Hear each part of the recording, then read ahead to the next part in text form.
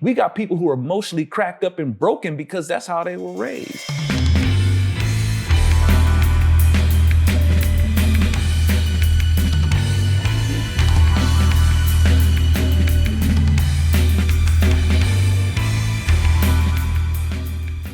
Howdy, folks. Welcome to the Virtue Signal. I'm Alfonzo Rachel with my buddy Bill Whittle. And as he says, you know the drill. And we're trying to make sure that we hold up what virtue is, because as this stuff translates into politics and stuff like that, that we'll be, ruled by. We want to make sure that we clear the air about what virtue is and not have virtue defined by perverts. And now, before we get started, Bill, I wanted to address some mail, man. We get mail, right? And I get mail forwarded to me, and I'm answering this more out of appreciation, because I don't want people to think that I'm being contentious with my answer, but out of appreciation that people, want us to follow up on. Yeah, and went to the trouble to do it. Absolutely. Right. So in the last episode, I don't want to make this about the last episode or previous episode. This ties into what I really want to get down to. But we had some folks concerned that we were, if I'm understanding them correctly, saying that we shouldn't arm teachers. And just to kind of cut to it, I don't think in full context what we were saying is that we shouldn't arm teachers. Teachers have Second Amendment rights too. Absolutely. All right. What we're saying is, opposed to what we should be arming teachers with, there's a bigger picture to look at. The schools have become an indoctrination system. All right. So what the teachers are teaching, and of course we know, I got teachers who are close friends who are God-fearing patriots, and I wish there were more people like them teaching. And they are the type of people that says, yes, I would carry in the classroom. Yes, I have no problem with that. But there's a deeper issue, because our schools are generating miserable people. All right, we've got and people say, well, it's not all the school's fault. Well, maybe that the parents need to take some more responsibility. And where were those parents taught? Those parents were taught in them schools, right? So we know that the schools have become indoctrination camps, and it's one of those things where, hey, conservatives, man, maybe you need to make up your mind about what these schools are. You're saying we need to get our kids back in school, but you know that these schools are indoctrination camps. I mean, even just lately, Clarence Thomas has basically been petitioned to not teach at a school anymore. He goes and he does his seminar, He does teaches, and they're telling him it's like thousands. It's like, well, where is this stuff coming from? And so I'm just saying, there's a deeper. It's sad, of course. I mean, we want people to be able to protect their children, but the thing is, a lot more damage is being done that guns aren't protecting. All right, our country is being murdered by 1,000 cuts right now. If like I said, if people are concerned about protecting children, take them guns and go stand in front of that abortion clinic and say, you ain't killing no kids today. But I don't see anybody really doing that. So what are you afraid of? Because it's the law that people can do that? It's a bad law. We're supposed to stand up against bad laws. The law is lawlessness. So we have people who seem to put all this faith in their firearms, and our country is being taken away from us in ways that firearms are not protecting. That's what I'm saying that we need to look at. Rather than all this faith in what we need to fortify our schools with cameras and guns, basically making them like a prison. It's like your kid is supposed to be under your mentorship. You are sending your kids to Caesar to teach them. You are sending your kids to the state who is against us, to teach your kids. And you think that the remedy for that is a armed teacher? You're arming the teachers with money, and you're already arming the teachers with those kids who are basically a bunch of bullets that a lot of these teachers who are statists are using to wage war against our nation right now. So these are deeper issues to look at, rather than just saying that we're missing the boat or missing the understanding about what it is to arm teachers. We fully understand the implications of it. Not trying to pat our own backs here. We get it. And like I said, I'm glad we get a chance to clarify. Yeah, this. I just want, let's get a little deeper into the weeds here, because obviously we didn't make ourselves clear enough. That's probably our fault. I do remember saying very clearly that I don't have any problem whatsoever arming pilots, because pilots are people who have the mental discipline and furthermore the inclination to follow the rules. They have to. If a pilot doesn't follow the rules, if a pilot panics under pressure, then he's gonna forget the passengers. He's out of the pilot pool. So I have no problems with arming pilots. I think it's a great idea to arm pilots and so on. My problem with arming teachers is that now, I'm sure a lot of people are reacting to the fact that they either know teachers or maybe even are teachers who are perfectly willing to arm themselves, and I have no doubt about that either. But as a solution, there's two problems with this. The smaller problem is that the people who, as I mentioned before, the people who become teachers are usually the ones who are the most anti-gun in the first place. If you give them guns, and they're either not willing, not capable, or whatever reason, then I think you've actually made the matter worse, because you now have set up a defective defense system that is that's going to fail, and nevertheless you kind of count on it, right? I just think that the teachers that I know, certainly, let me rephrase that. The teachers that are causing the problems in our schools today, it's the teachers that are the problem. Right? They're the ones who are teaching all of this anti-Americanism. They're the ones that are teaching this woke ideology. They're the ones that are teaching sexual identity. It's the teachers that are teaching it. And to suddenly expect that these people are going to be solid conservatives when bullets start flying and they're going to pull out a firearm and use it effectively, I just think that's unrealistic. If it turned out, look, I am 100% in favor. This is why I made the argument about the pilots, right? I am 100% in favor, so we're crystal clear on this. If it turns out that a person is a teacher who either already has firearms training or is interested in getting it and doing all of the stuff necessary and so on, then I say, fantastic. That guy should be in charge of defense of the whole school, right? But my experience with teachers, especially my experience with what's happening in classrooms all across the country today, is that the teachers are the problem. They not only would they not be good defenders, they would simply refuse to do it. They would just refuse. But there's a much larger issue here, and this is the issue you and I were both trying to get to, so let's clarify this again. We didn't have to have a conversation about arming teachers in the 40s and 50s in this country to protect them from students coming in and shooting up the school, right? We didn't have to have this conversation when I was a kid. In fact, we really didn't even have to have this conversation up until about 1995, although the rot had set in earlier than that, because we didn't have school shootings then. So what's changed, right? Again, arming teachers is a palliative. It's a form of therapy for the disease. It's not a cure for the disease.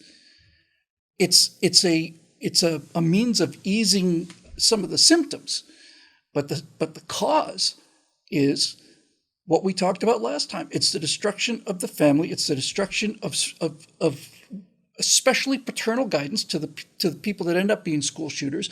It's the glorification of school shooters by the mass media.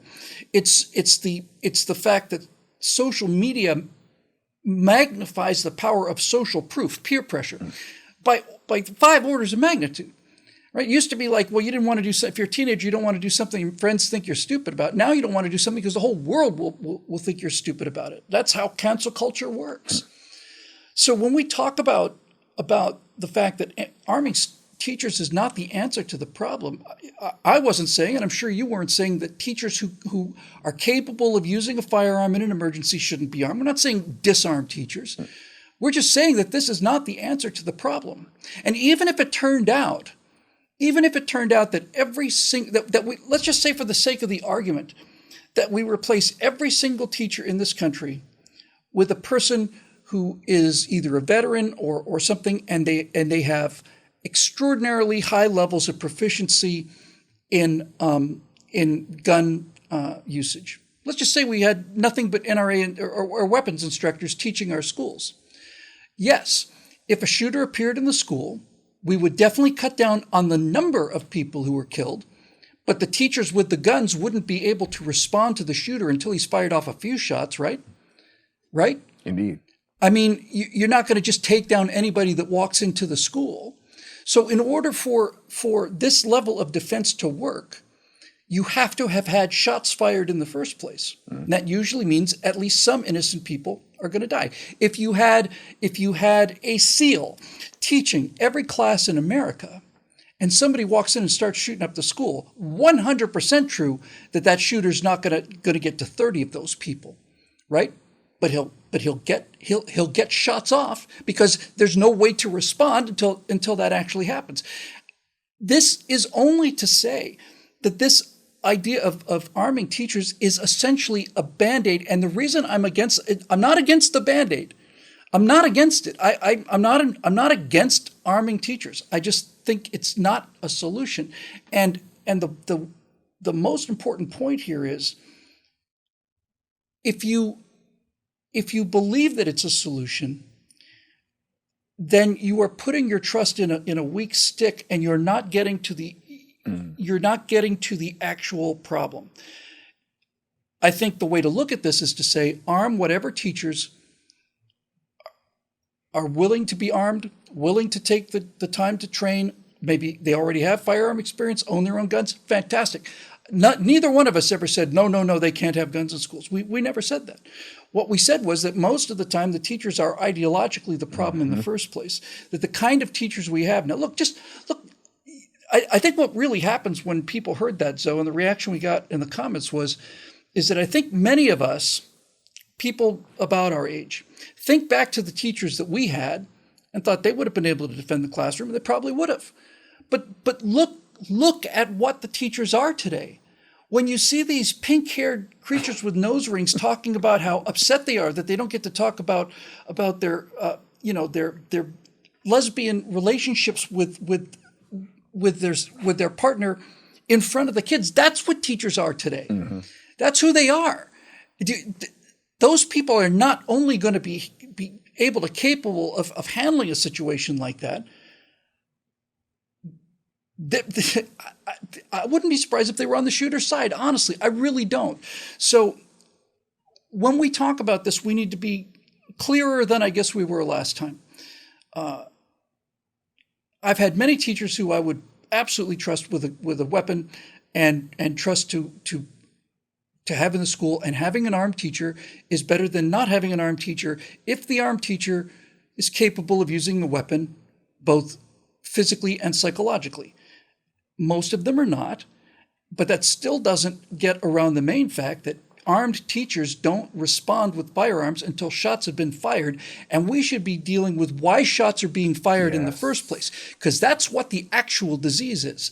That's what the actual disease is, right? Actually, you probably even make it clear by saying the shooting, actual gunfire in a school is a symptom of the disease, and the disease is the spiritual and moral rot. It's the lack of guidance. It's the lack of parental authority. It's the lack of parental discipline. It's the lack of concern. It's the lack of communication.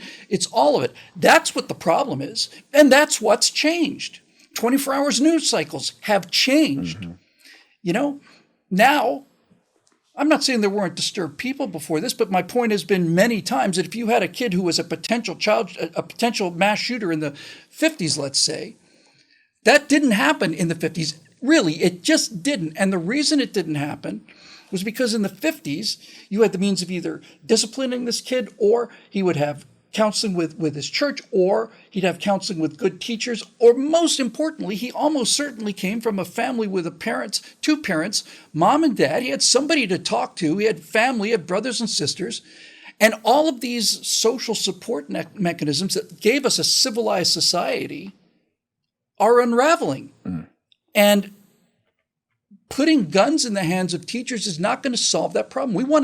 This is called the virtue signal. We want to get to what is the problem. What is the actual problem? The problem is lack of virtue in the society. So if we want to do something about stopping the murder rate, we can arm people, and I'm not saying we shouldn't, but we need to get to what's gotten wrong with the heart of this country that is creating these people and allowing them to grow into enough adulthood that they can pull off these appalling crimes that simply didn't exist before 1995. Heavy, man. And the thing is, we're not saying that there shouldn't be some deterrence. If we can cause a deterrent, by all means. And if we can minimize, of course, we don't know that there's a shooting until the shooting starts. If we can minimize that by having a person to be able to return fire, that's all well and good too. But folks need to understand that kind of approach is a little bit like gun control. See, when a shooter goes in and starts, obviously he's not worried about gun control laws. And well, we just need to make gun control laws. Well, how strict are you talking about making them? I mean, to where they're judged on the spot by return fire. Obviously, this person doesn't care about that. If he goes and he starts shooting, he knows that somebody's going to show up to return fire. It's a suicide. It's right. Mass shooters are suicide by cop with the added benefit of international celebrity. That's the dynamic. Yes. You know, so it's like you said, man, there's a deeper issue to go along. We're not trying to downplay any of that. We just need to examine further. But that leads me into what I wanted to talk about. And this kind of comes off of, I saw a clip of Jordan Peterson. And it's not about Jordan Peterson. It's about, you know, the conversation of masculinity. Mm-hmm. And which kind of ties in because a lot of times when shooters go in, they are males. And this, I think, would be like a manifestation of toxic masculinity, if people want to call it that. All the time they're males. Right? So all the time. Now, we're seeing, I mean, I think there's an outcry right now, a little bit that's kind of building. And I'm not saying that, I'm not particularly saying that it's a good thing, but it's a step in the right direction, I would suppose. Is that where's the men? What's up with it? Why is masculinity under attack? Right? Okay, now to that I would answer, is there toxic masculinity? Absolutely. And has the stigma of masculinity, who has been the biggest causer of that? Well, that would be men, right? So in a lot of ways, I agree that there is toxic masculinity and mankind has sabotaged himself. Now, the answer to that is well, men need to be men. Well, you know what toxic masculinity really is? Toxic masculinity is when a man doesn't behave like a man. Yes, just to interrupt you, I was going to say there is definitely such a thing as toxic masculinity, but toxic manhood is a contradiction in terms. Indeed. And it's a misnomer in itself. That's not even manhood. That's a male. All right, a person like a covetous animal that doesn't recognize what these boundaries are. I want something, I take it. I don't care what what it's going to cost, anything else. I see it, I want it, and that's what I'm going to do. But a man has these sense of consequences, empathy, judgment, rationality, and all these sort of things. That cannot be toxic. That's exactly right. Manhood, as you and I understand the term, and our listeners too, is an emotional, mental, spiritual state that you must aspire to and achieve. You're not born with it, and it is dependent on being taught to you by somebody. Right? That's what it is. So toxic masculinity is a recognition of the fact that every mass shooter is a male. Every one of them. No question about Indeed. that, right? Right? But they're not men. They're masculine or they're males, but they're not men. No. Right? Men stop these guys. That's right. And so when we have this idea, and right now we're being steered by the feminine narrative about what a man is supposed to do. You have, absolutely, there's a reason why, people will take the Bible as being sexist, not being sexist. There's a reason why Paul says, I do not permit a woman to teach or exercise authority over a man. It's not to say that a woman can't have authority per se, but when in the context of what he's talking about, teach or exercise authority over a man, we have it to where men are being made to give over to the authority of their feminine side. And we're seeing males more and more thinking that that's what we're supposed to be. To really be a good man, we have to get in touch with our feminine side. No, don't get in touch with God, the one who created you. Get in touch with your feminine side. That's been a problem from the beginning. And the thing is, when it comes to masculinity, I see a lot of people like in my generation, we talk about, how rugged we were when we were kids. We didn't need helmets and, in the playgrounds, we didn't have cushion on the playgrounds and all that sort of stuff. And we talk about how rugged we were, rugged boys. Well, as we boast in that, how come we can't boast in what we passed on to the next generation? We dropped the ball somewhere, right? So all these things, it can't just be about being a man. Because a man, one, like we talked about in an earlier episode, you got to be willing to admit that there is something smarter than you. And that we're not the summit of intelligence in this universe. That's where God is, the one who created it. And maybe we need to consult with him who wrote the manual on how we're supposed to conduct ourselves. The Bible, even though it tells you flat out, is it good for reproof and instruction? Yes, but it's more than that. It's not about learning how to be moral. It's about learning the person who desires it. And he's the one who builds that in you. Like you said, we're not born with these things. We have to be taught. The Bible tells us that we're wicked. We're desperately, wickedly people. We have wicked hearts. We lie to ourselves. You have to be taught that that's wrong. You know? So these things, just to bring this to a close, in this, we're even taught that being men is being able to accept that, you know, well, if a person wants to be homosexual, that's their business. I used to think that way. And I'm realizing, you know what? That's not manly at all. And here's why. We're more and more seeing that society is being made to bear the burden off of somebody's behavior. I want society to change. I want all of society to change to accommodate me. Yeah. Rather than saying, you know what, maybe you yourself need to change something because your behavior is abnormal. But you want to go through all these exercises to force somebody else to change. Now, a person thinking that it's manly to say that, hey, well, what you do in the privacy of your own home is your own business and I don't care. But see, here's the thing. This is what this leads to. It's not enough for them that we don't care. Man, what you do is your business. We don't care. No, it's not enough. They want to force us to care. That's it. You know what I'm saying? See, and we've been warned about where this leads because the oppression is growing and forcing us to have to care about something that, well, you couldn't just be happy with us not caring. You go ahead and do that. Well, yeah, that's right. They can never, being left alone is the apex of happiness for conservatives, and it is intolerable agony for progressives. Being left alone or leaving people alone, they just can't handle it. Yes. And we have to accept it. We have to, and now they're making it to where you got to participate in it. All right. So who is it that's doing all the teaching about this stuff, right? I mean, where is this idea that, you know, like you were talking about rugged boys and suddenly we're not making rugged boys anymore. Where do we hear stories about you're not supposed to, it's okay, you're a boy, cry all you want to. Right? No, boys should be able to cry as much as girls. And why are you looking out the window all the time? And this whole generation, now 2 generations of boys learning in school that they're actually defective girls because they don't pay attention, they don't share, right? That's what young males have learned, is that they're basically defective girls, right? So let's take an example that we did on a Right Angle show either last week or the week before. There was a guy goes into a mall, true story, and he's all ammoed up and he's going to walk in this mall. He's going to kill as many people as he can. So he starts shooting, kills 3 people. And then a regular man, a regular honest to God man by the definition of it, gets his girlfriend under cover and then using cover, advances on this guy. He's carrying his own weapon and drops him, right? And he saves countless lives. We don't know how many lives he saved. We only know how many rounds of ammunition this guy had, and he had a lot of rounds of ammunition.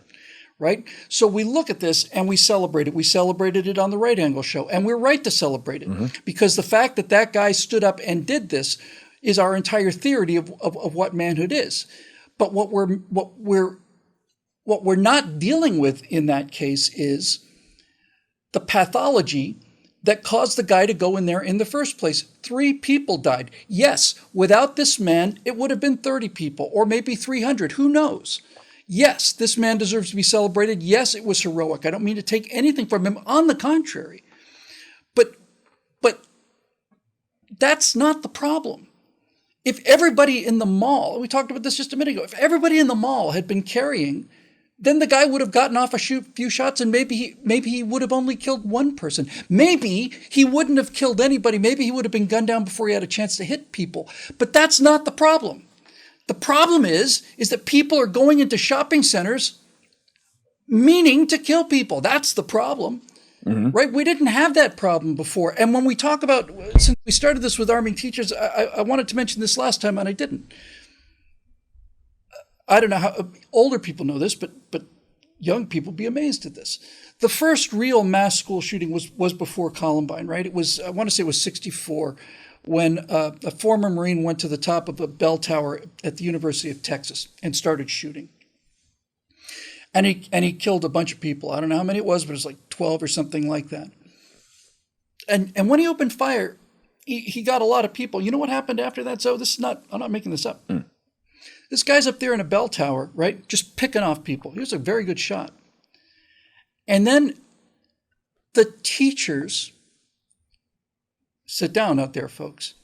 The teachers heard the gunfire, and the teachers went out to their cars and got their rifles from their trunks and came back in and started putting up suppressing fire. And after the teachers got their own guns out of their own cars and started shooting back at that guy, I don't think he got anybody after that. I think they got him to keep his head down enough so that the police were finally able to come up the stairs and get the guy, right? So in order for this theory to work, you've got to have teachers who have guns in their cars and are willing to go and get them and then come back in and use them. I'm not talking about the car specifically, right? What I'm saying is that teachers have changed. In 1964, if somebody started shooting, the teacher would go to his car and get his gun and then come back into the danger zone and start shooting at this guy, risking his own life in order to protect the students. That's what was essentially the force field that protected us from this kind of thing. And if you really think that if somebody started shooting today, that teachers would run out to their cars and get their guns and run back in again, no. Now what Uvalde showed us was that the situation in our society has gotten so unbelievably corrupt that the citizens who were willing to go in there and stop this, either with guns or with their bare hands, that there were people willing to go in there and stop this, and they were being prevented from going in there and stopping it by the police, right? That's what happened there. Not only did the police not go in and do anything about this, but the police prevented the parents from going in and doing something about this. Man.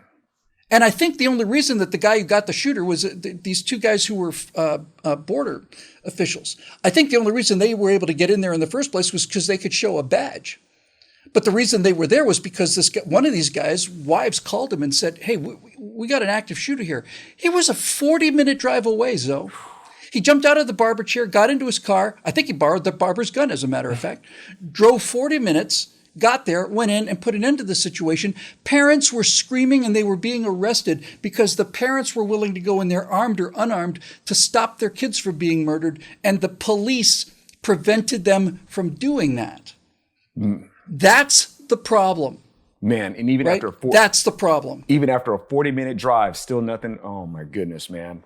You know, that's a man. Yes. Right. And I'm glad he was there. And I have no doubt whatsoever that there were many other men who were present at the scene who were being prevented by armed policemen from going in and doing what the armed policemen should have been doing from the moment they heard the first shots fired.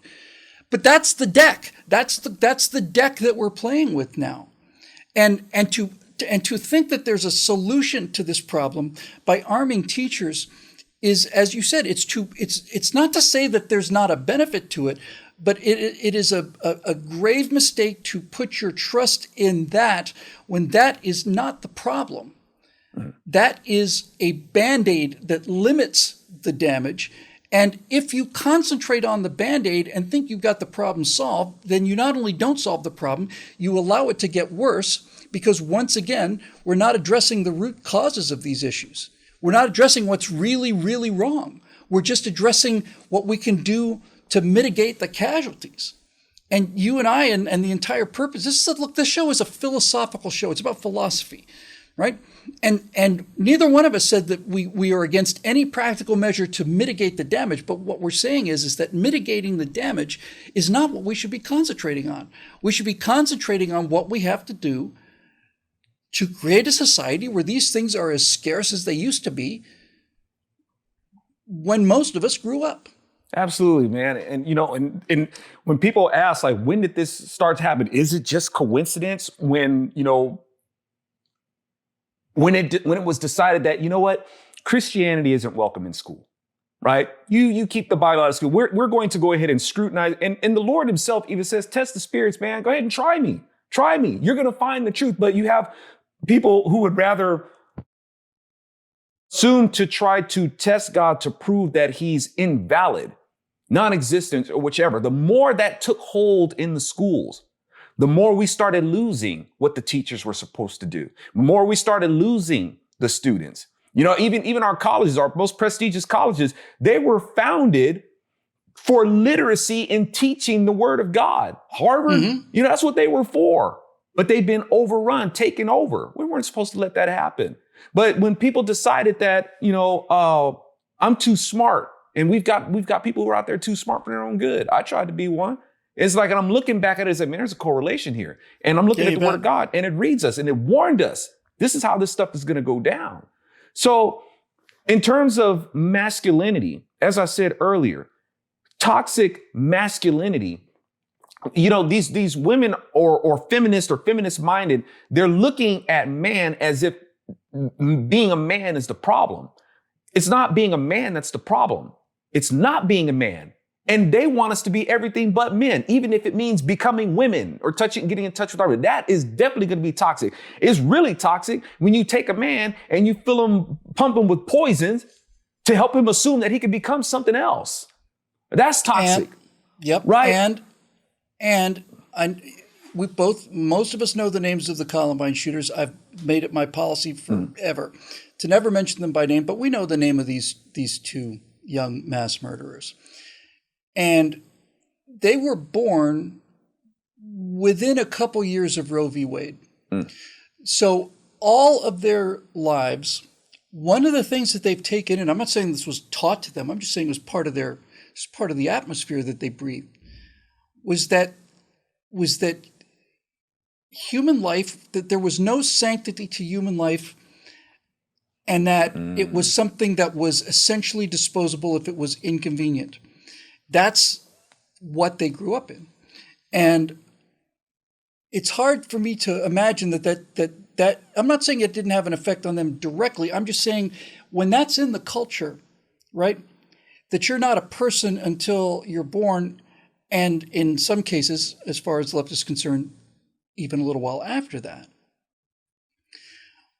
When human life becomes essentially a collection of cells, and I'm not just talking about the abortion thing here either. There's a guy who's one of these big believers in artificial intelligence, and you know, and his name's Juval something or other, and he's one of these people that's convinced that humans are gonna create creatures that will make us extinct, and he's really looking forward to that. But he basically said that life and consciousness is essentially his direct words. It's a what's the word? A chemical. I don't think he said algorithm, but that's basically his point, right? It's essentially just a series of chemical reactions, and consciousness and opinions. All of this stuff is stuff that they can determine. And when you have that being floated out there, and we suddenly see human lives being snuffed out, and we're shocked at this, you know, we talk about. When you hear people talking about gun control, they talk about the murder rate in America. Murder rate in most of America, virtually all of America, is lower than Belgium. It's lower than Switzerland. But when you simply have 8,000 people, mostly black men, being murdered every year in cities that are Democratic strongholds, and because they're Democratic strongholds, they just don't exist, right? The individual people that are killed on a weekly basis in America don't count, because pretty much they're black men in democratically controlled cities. And so we never hear about that. We hear about the national murder rate, but we don't hear about where the murders are actually happening, because it reflects badly on Democrats, because they're the ones that created these conditions, right? So all of this stuff is going on. And we see drive-by shootings in LA and all the rest of this stuff. We know there's another drive-by shooting. We don't think twice about it anymore. We should, if we were more outraged, as we should be, about any murders in this country and trying to figure out look, I'm not, on the contrary, I'm one of these people that understands that you will never eliminate murders in any society. That's how we're built. There are defective humans, or whatever the case may be. And I'm not talking about this kind of utopianism. But I am saying that if you're willing to sit back and accept that, 10,000 people are killed every year in America's inner cities, yeah, it's just what happens there. Are you surprised? Are you surprised when this kind of thing happens? We should be appalled at all of this, and we're not. And the reason we're not is because that the vast amount of murder that happens in this country happens in areas whose politics are the same as the people who should be reporting on this stuff. Yes, indeed, man. And these people who are committing murders, part of, as far as their peer group goes, they think that this is masculinity. Yeah, that's right. That's where are they learning this from? And a lot of the culture is talking about where are the fathers, and a lot of those people out there committing the murders are fathers themselves. They got a baby daddy over here, or they're somebody's baby daddy. Yeah, but they're not fathers, are they? They're right. Baby daddies, and that term, yes, that's the term that we use. This woman has 6 children with 5 different baby daddies, right? Why do they call them baby daddies and not fathers? Because they're not fathers. Yeah, fathers stick around. Or more importantly, the husband. That's right. See, even husband is being redefined, right? And you got this narrative out there of these, especially even liberals try to lead with this narrative of talking about, well, they need fathers. Well, 1, you remove the father. 2, you're trying to redefine what a father is. A father can breastfeed now, as far as you guys are concerned. But you want to try to tell us that our fathers are supposed to be around, and it's not about fathers. It's about husbands. Right? That kid needs to know, has to have a sense of commitment, a sense of value for who a woman is, and the woman demonstrating a sense of value of who her man is. That's where it starts. But we don't really celebrate that. We celebrate redefining marriage. And the country is more and more falling apart. The true show of masculinity in the order of what the Lord has designed is a man shows his sacrificial love to his wife. That's what your kids need to see. They don't just need to see their daddy on the weekends. They need to see the man who values the woman that the Lord has blessed them with. And that way they have a sense of solidarity. You got broken kids. And a respect for the value of individual life, right? Absolutely. But see, we got people who are emotionally cracked up and broken because that's how they were raised. Raised by a single mom, telling them that they got to be both the mommy and the daddy. I heard that a lot when I was growing up. And it ain't no wonder why you got young men and women thinking that they could be both male and female. So it's like, these are the kinds of things that we grow up with. And if we're going to say that, well, we need to get back to masculinity, do not do it without the one who wrote the manual for our life. You read the manual for anything else, why not read the manual of the one who created us? Don't assume that we can be men on our own accord and by our own standards. It leads to death. It will lead to the death of our society. It has to have a fixed and set foundation so we can have that to God and we can pass it on to the next generation, which we haven't done. Whatever rugged individualism that we have, we did not pass it on. So I agree that masculinity is being missed, but we can be our own worst enemy in terms of promoting what masculinity is if we don't abide by a fixed foundation of what that is. That's the hardest part. The hardest part is fixing the blame and realizing that we're to blame. Yes, indeed. Well, y'all, we hope that you enjoyed this episode of the Virtue Signal enough to share it, right? Share these videos, boogie on over to billwhittle.com. Drop a buck in the bucket so we can keep this content coming to you. So until then, we will see you guys next time. Alfonzo Rachel for Bill Whittle. Good night.